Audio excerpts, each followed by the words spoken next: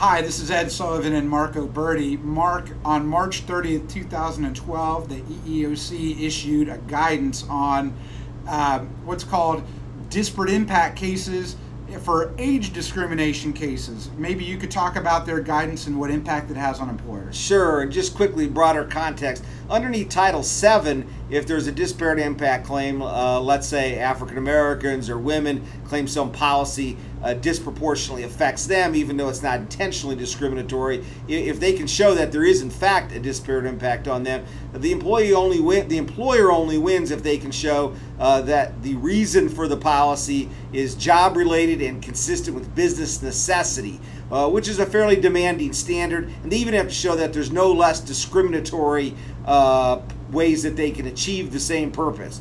Well, underneath the Age Discrimination Act, the Supreme Court in 2005 said, yes, somebody could bring a disparate impact claim, but in that context, they said the defense that the employer has doesn't have to show that the reason they're doing this or the basis for the disparate impact is somehow job-related or consistent with business necessity. All they have to show is that the thing that caused the disparate impact is a reasonable factor other than age. So, for example, in the case for the Supreme Court, it had to do with salary and length of the time people were working for the city, and the court held that, well, that's a reasonable factor other than age. So, generally speaking, it's a very low standard for the company. So, say, for example, the company's going to do a reduction in force. They're going to base it on seniority or maybe pay, and high pay correlates with older age, so older workers are more likely to let go. Well, most courts are going to say, well, fine, high pay obviously is a reasonable factor other than age.